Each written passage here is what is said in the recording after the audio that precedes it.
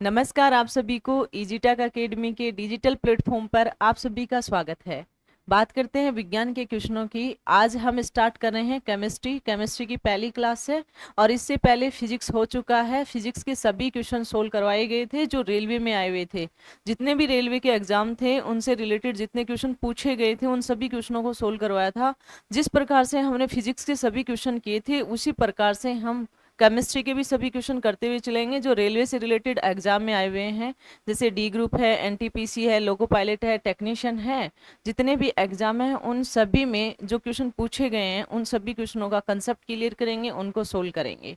और इससे बाद मैं एक बात बताना चाहती हूँ, लोको पायलट का जो आधार का लिंक, जिस स्टूडेंट ने आधार वेरीफाई नहीं करवाया था, आधार के नंबर नहीं डाले थे फॉर्म भरते टाइम, वो आधार का लिंक ओपन हो चुका है। तो सभी स्टूडेंट से निवेदन है कि जिसने आधार लिंक यानी कि आधार नंबर नहीं डाले थे वो अपने नंबर से वेरीफाई कर लें। अगर बाय द वे आपको ऐसे लगता है कि मैंने वेरीफाई किया था या नहीं किया था, तो आप रजिस्ट्रेशन नंबर लेके और पासवर्ड नंबर लेके आप देख सकते हो आपने आधार को क्या कर रखा है, वेरीफाई कर रखा है या नहीं कर रखा है। और ये लोको पायलट आरपीएफ की एग्जाम लगभग आपके नवंबर और दिसंबर में होने की संभावना है। तो इन्हीं को आगे करते हुए क्वेश्चनों को सोल्व करेंगे, परीक्षाओं को ध्यान में रखते हुए क्वेश्चनों को सोल्व करेंगे। तो देखो, पहला क्वेश्चन है आपके पास में। फर्स्ट क्वेश्चन क्या कहता है? फर्स्ट क्वेश्चन कहता है आपको, फर्स्ट क्वेश्चन क्या कहता है? फर्स्ट क्वेश्चन कहता है कि अभी तक वैज्ञानिकों द्वारा पदार्थ की कितनी अवस्थाएं तय की गई है। देखो, अभी तक वैज्ञानिकों द्वारा पदार्थ की 5 अवस्थाएं तय की गई है। कितनी अवस्थाएं? 5 अवस्थाएं। ठीक है, तो इसका राइट आंसर कौन सा है? सी इसका राइट आंसर है। तो सबसे पहले हम पदार्थ से रिलेटेड बात करेंगे कि पदार्थ होता क्या है। पदार्थ की अगर हम बात करें तो देखें कि हमारे पास में पदार्थ की अगर हम बात करें तो पदार्थ होता क्या है, यानी कि पदार्थ बोल सकते हो उसको, या ये द्रव्य बोल सकते हो, मैटर बोल सकते हो। यानी कि इस प्रकार की वस्तु जिसमें द्रव्यमान विद्यमान हो। द्रव्यमान क्या हो? विद्यमान हो, एवं जो क्या करता हो, जो स्थान घेरता हो।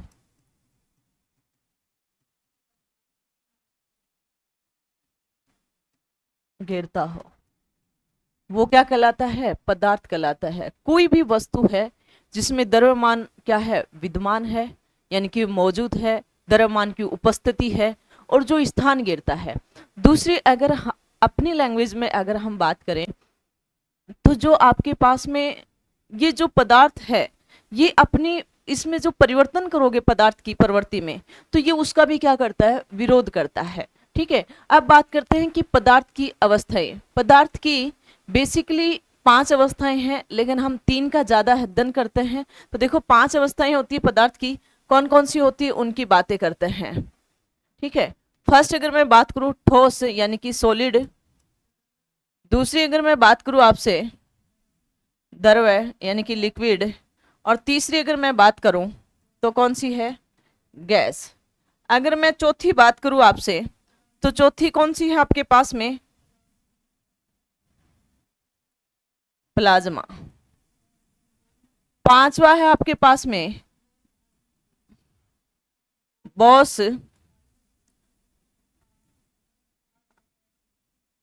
आइंस्टीन।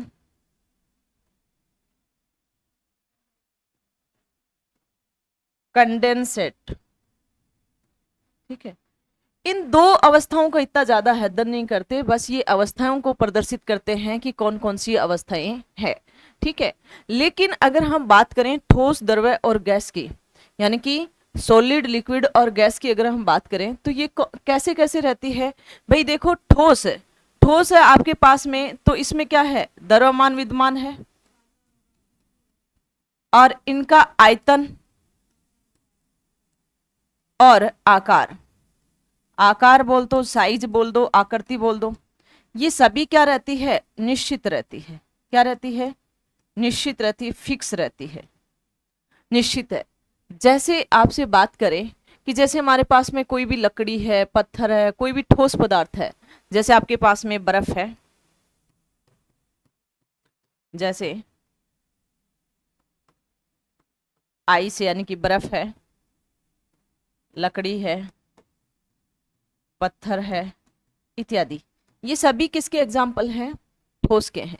ठोस की यदि आप डेफिनेशन करते हो तो आप क्या बोलोगे कि वह वस्तु यानी वह पदार्थ जिसका द्रव्यमान, आयतन और आकार निश्चित होता हो, इस प्रकार के पदार्थ को हम क्या कहते हैं? ठोस कहते हैं। इस प्रकार के पदार्थ को आप क्या कहोगे? ठोस कहोगे। क्या कहोगे? ठोस कहोगे। दूसरी अगर हम बात करें द्रव्य की, तो द्रव्य में आपके पास में सबको पता है कि द्रव्यमान तो सभी में क्या रहेगा? विद्यमान रहेगा। द्रव्यमान या भार भी बोल सकता है, क्या बोल सकता है? भार भी बोल सकता है। द्रव्यमान क्या रहेगा? निश्चित रहेगा।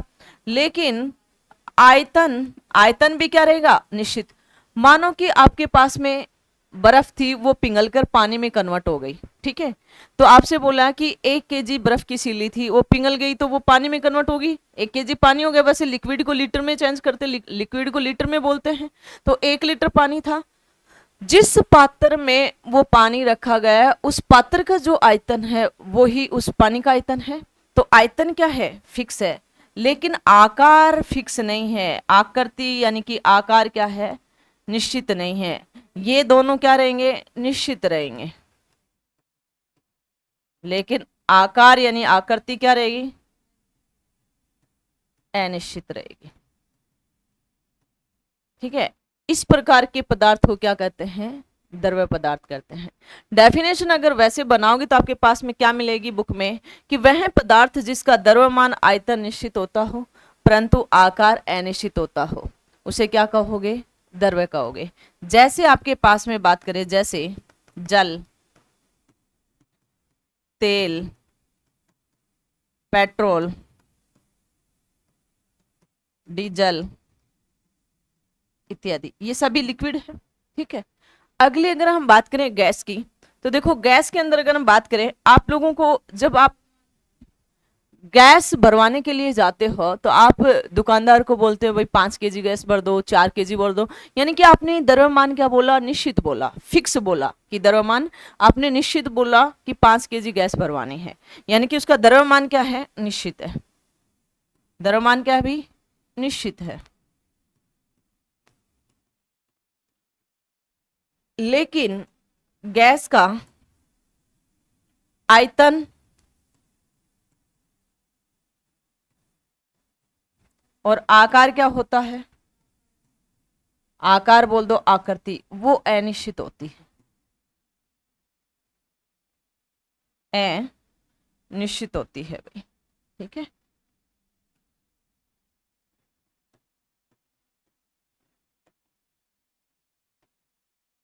जैसे H2O2 CO2 इत्यादि, जितनी भी गैसें उन सब की बात है। अब आगे आगे अगर हम बात करें, जो ठोस में जो कण है वो पास पास होते हैं, लिक्विड में थोड़ा दूर दूर होता है, गैस में और ज़्यादा दूर दूर होता है, प्लाज्मा में और भी ज़्यादा दूर होता है, क्योंकि प्लाज्मा के बारे में, तरल पदार्थ होता है प्लाज्मा, ठीक है, लेकिन उसके बारे में ज़्यादा से ज़्यादा अध्ययन नहीं किया गया है, लेकिन जितना किया गया है उसके बारे में बात करेंगे। तो अगला अगर हम बात करें तो इनमें, इन कणों के बीच में कौन सा बल लगता है? इन पदार्थों के बीच में आकर्षण बल लगता है। कौन सा बल लगता है? आकर्षण बल लगता है।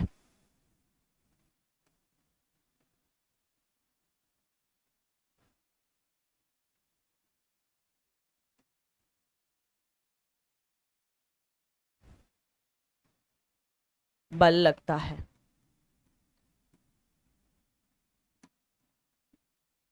पदार्थों के बीच में, पदार्थ के कणों के बीच में कौन सा बल लगता है भाई? आकर्षण बल लगता है। तो ठोस में सबसे ज्यादा लगेगा। ठोस में कैसा लगेगा? सबसे ज्यादा। मानो ये पात्र है और ये ठोस है आपके पास में, तो ये इसके ठोस के कण एकदम पास पास पास पास पास पास पास पास होते हैं, तो इनमें आकर्षण बल क्या रहेगा? बल क्या रहेगा? ज्यादा रहेगा। ठोस में सबसे ज्यादा, द्रव्य में ठोस से कम, यानी कि ये द्रव्य है,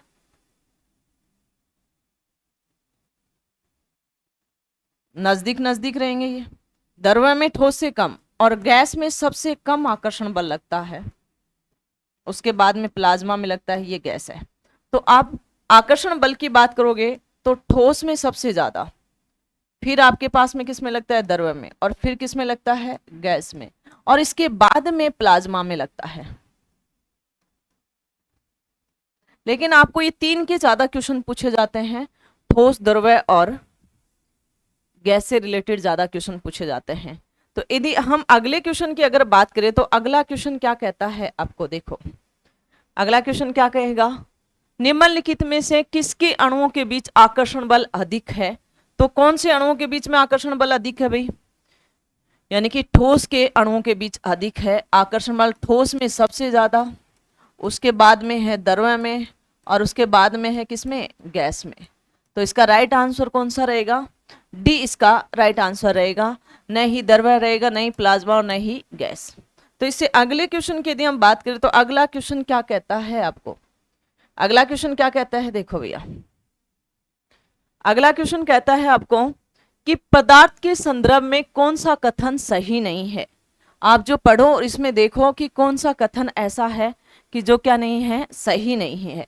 तो देखो फर्स्ट, पदार्थ के कणों के बीच कोई आकर्षण बल नहीं होता। भाई आकर्षण बल तो लगता ही है ना, कोई आकर्षण बल नहीं होता ये बोल रहा है, लेकिन यहाँ पे आकर्षण बल लगता है।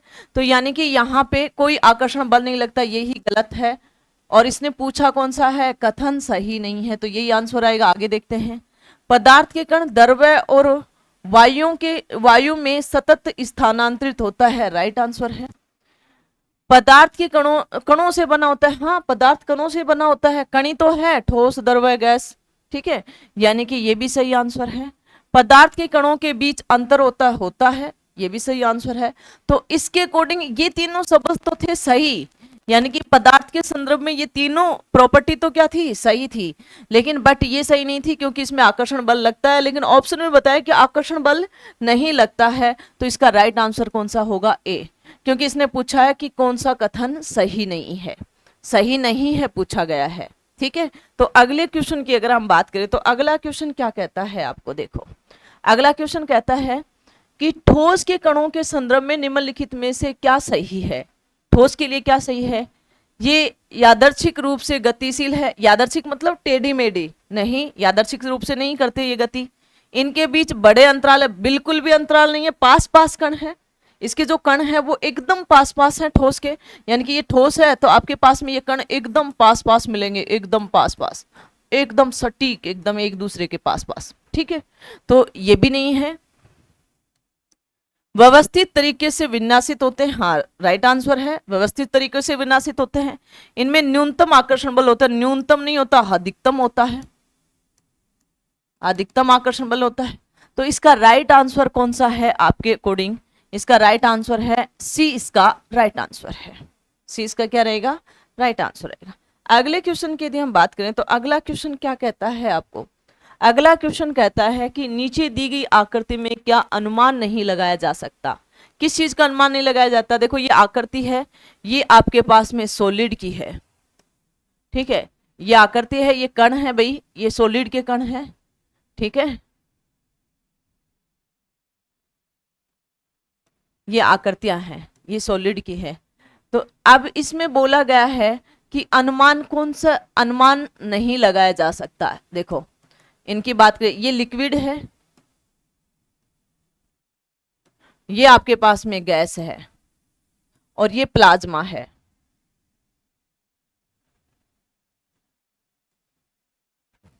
ठीक है, ये प्लाज्मा की कंडीशन है।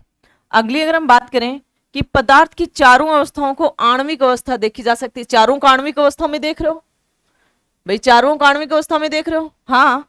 दूसरा है प्लाज्मा एक तरल पदार्थ है, हाँ तरल पदार्थ हो है जो शरीर की सभी कोशिकाओं में मौजूद है। इसका पता नहीं है कि ये सभी कोशिकाओं में क्या है, मौजूद है। ये अनुमान नहीं लगा सकते कि प्लाज्मा तरल है, इतना पता है, बट ये अनुमान नहीं लगा सकते कि ये सभी कोशिकाओं में मजबूत है या मौजूद है।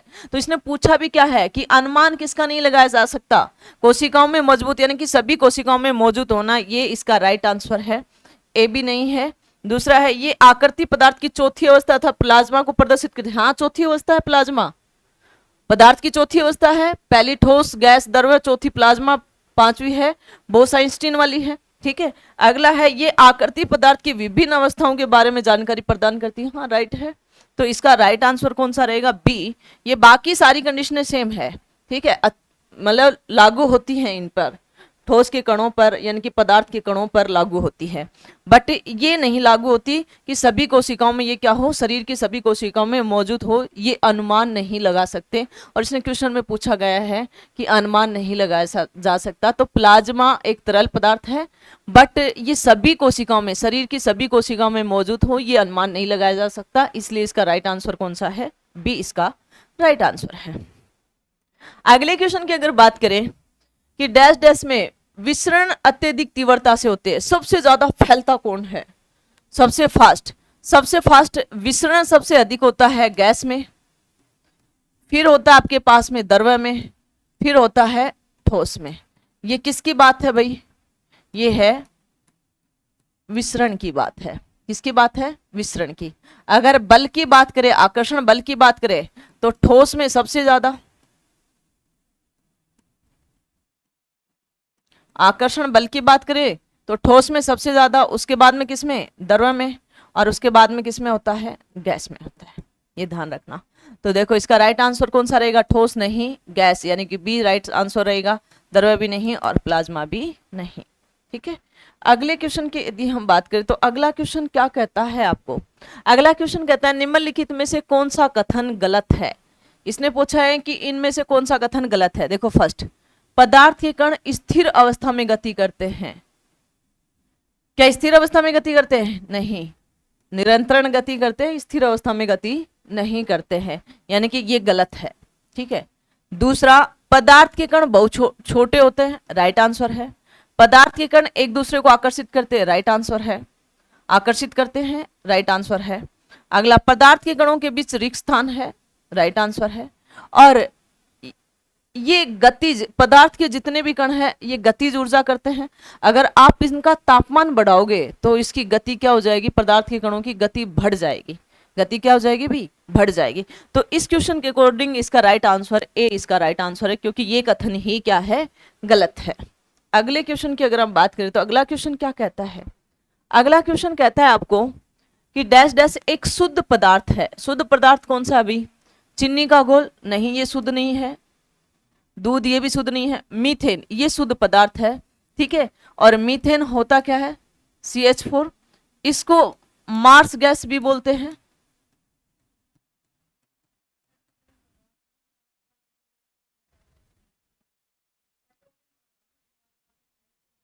ये जो है मीथेन, ये जो पेट्रोलियम पदार्थ है, पेट्रोलियम पदार्थ होते हैं, उनके उनके साथ प्राकृतिक गैस के रूप में पाई जाती है। ठीक है।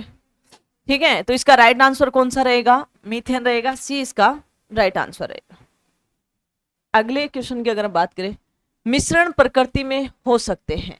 मिश्रण प्रकृति में कैसे हो सकते हैं? समांगी होते हैं, विषमांगी दोनों होते हैं। यानी कि इस क्वेश्चन के अकॉर्डिंग देखिए समांगी और विषमांगी दोनों, यानी कि सी इसका राइट आंसर है। ये भी नहीं रहेगा, ये भी नहीं रहेगा। शुद्ध पदार्थ ये भी नहीं है।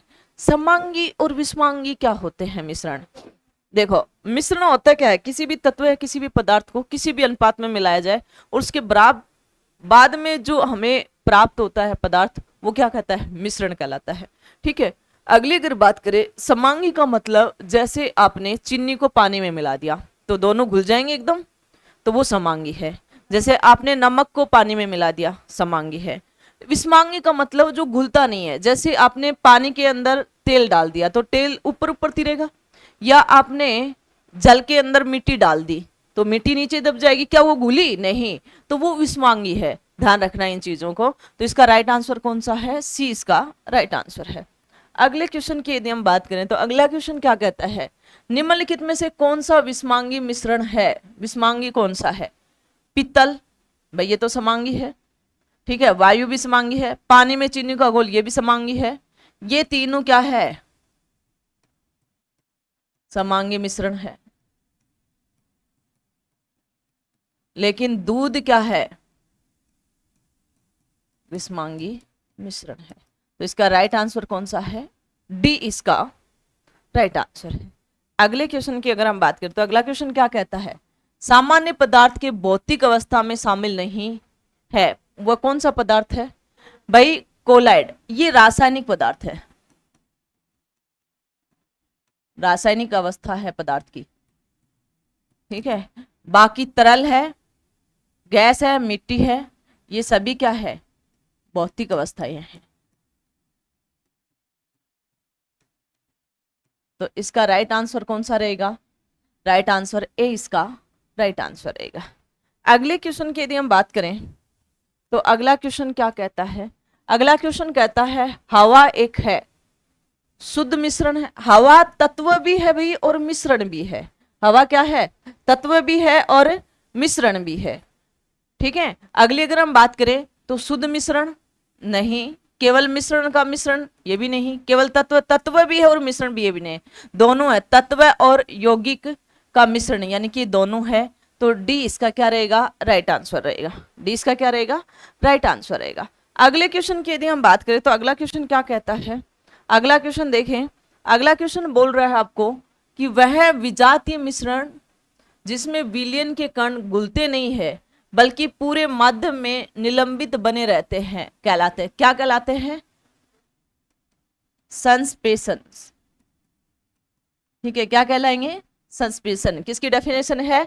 संस्पेशन की डेफिनेशन है। तो देखो इसका ऑप्शन देखते हैं, ये आरआरबी जेई में आया हुआ है।